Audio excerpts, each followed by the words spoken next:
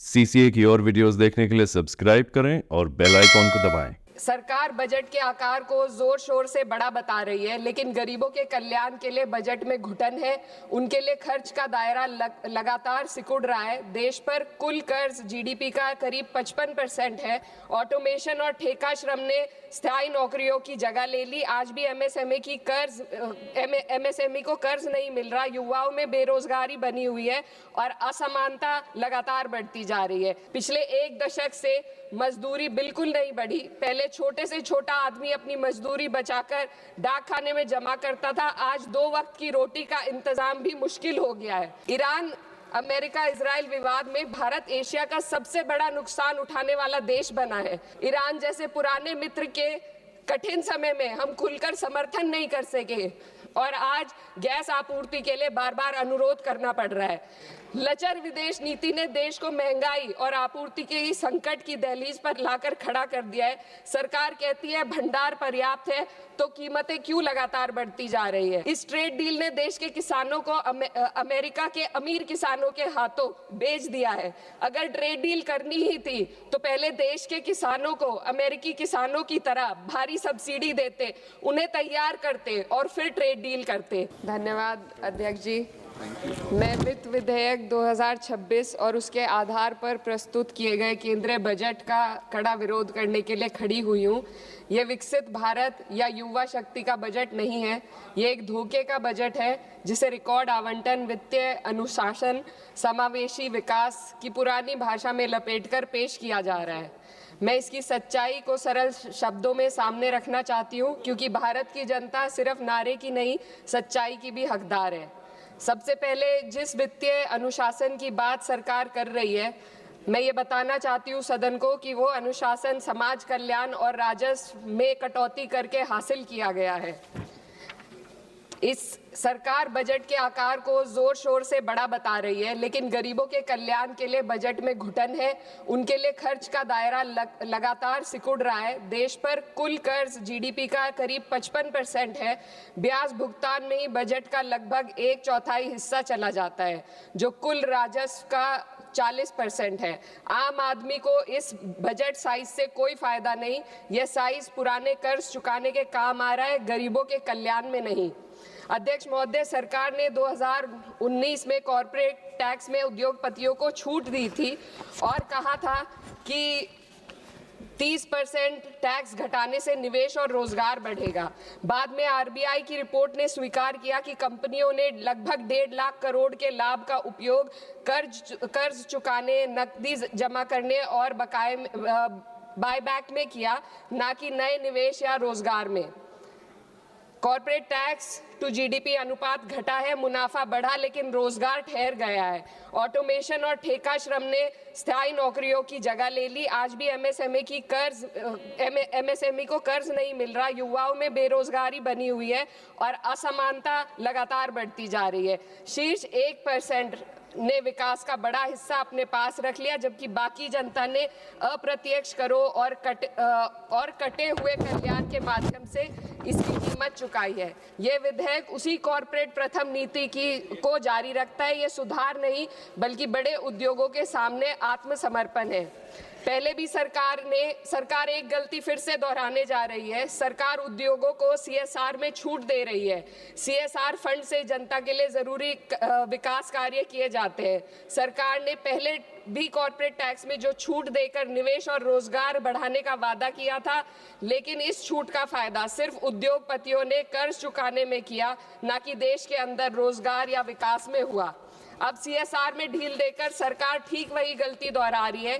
इससे स्कूल, सड़क और अस्पताल जैसी बुनियादी विकास कार्यों पर फर्क पड़ेगा। इनकम टैक्स और जीएसटी आज देश की कुल आमदनी का 65% है। नौकर पेशी और मध्यम वर्ग आज देश को चला रहे हैं। वहीं बड़े उद्योगपति जो 2015 में 62% योगदान देते थे, आज मात्र 40% ही दे रहे हैं। ये साफ है, उद्योगपतियों मित्रों को राहत दी जा रही है और आम जनता के लिए आफत बढ़ाई जा रही है। पिछले एक दशक से मजदूरी बिल्कुल नहीं बढ़ी। पहले छोटे से छोटा आदमी अपनी मजदूरी बचाकर डाक खाने में जमा करता था। आज 2 वक्त की रोटी का इंतजाम भी मुश्किल हो गया है। आरबीआई का डेटा बताता है कि पर्सनल लोन 500% बढ़ गया है। लोग लोन अपनी तरक्की या मकान के लिए नहीं ले रहे, बल्कि रोजमर्रा की छोटी छोटी जरूरतों को पूरा करने के लिए आज ले रहे हैं। इस फाइनेंस बिल ने देश के सबसे कमजोर वर्गों के विकास, कल्याण और रोजगार सृजन के लिए कोई समाधान नहीं दिया। आय बढ़ाने का कोई रोड मैप नहीं है। युवाओं की नौकरियों का सपना टूटता जा रहा है। अध्यक्ष महोदय, देश की अर्थव्यवस्था कई फैक्टर्स पर निर्भर करती है। हाल के दिनों में सरकार ने 2 बड़े ब्लंडर किए हैं, जिनका बोझ आम जनता को उठाना पड़ रहा है। एक हमारी यूएस के साथ जो ट्रेड डील है, और दूसरा विदेश नीति में अमेरिका के सामने जो हमारा आत्मसमर्पण है। खाड़ी क्षेत्र में कभी भारत का रुख स्वतंत्र और संतुलित था, लेकिन आज हमें दूसरों के संघर्ष में उलझकर नुकसान उठाना पड़ रहा है। ईरान अमेरिका इजराइल विवाद में भारत एशिया का सबसे बड़ा नुकसान उठाने वाला देश बना है। चीन सस्ता तेल लेकर अपने नागरिकों को राहत दे रहा है, जबकि हमारे यहाँ एलपीजी और पेट्रोल की कीमतें लगातार बढ़ती जा रही है। ईरान जैसे पुराने मित्र के कठिन समय में हम खुलकर समर्थन नहीं कर सके, और आज गैस आपूर्ति के लिए बार बार अनुरोध करना पड़ रहा है। विदेश नीति साहस और स्पष्टता से चलती है। इसको ईरान के शहीद supreme leader Ayatollah Ali Khamenei ji ने अपनी शहादत से साबित किया।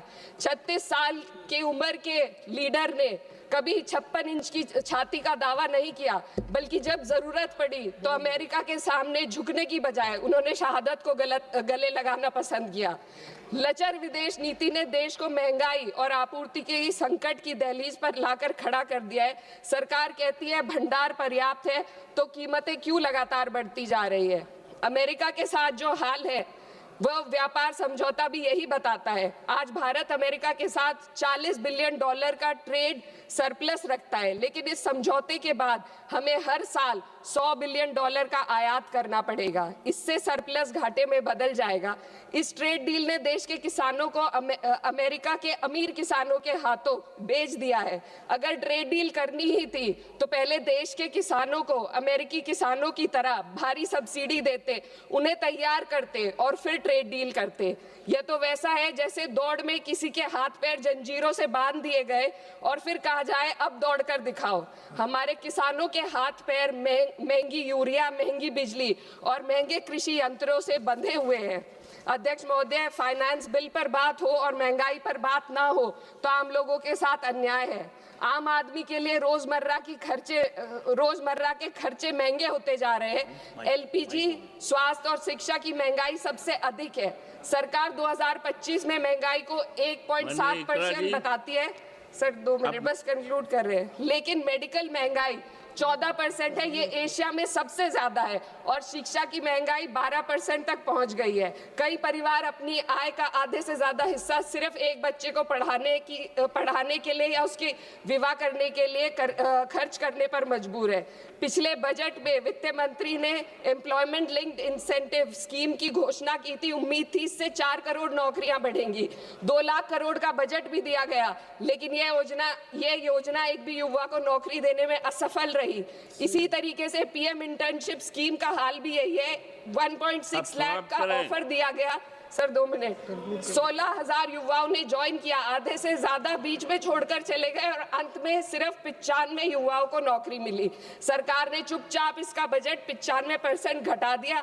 जब आप हेडलाइन मैनेजमेंट, दिखावा और लोगों को बेवकूफ बनाने के लिए स्कीम बनाते हैं तो उसका हश्र यही होता है। मैं अंत में किसानों की बात करना चाहती हूँ। ग्रामीण विकास और कृषि कल्याण पर देश की पीढ़ी आबादी निर्भर है। इस मंत्रालय का पिछले वर्ष का बजट सरकार खर्च ही नहीं कर पाई।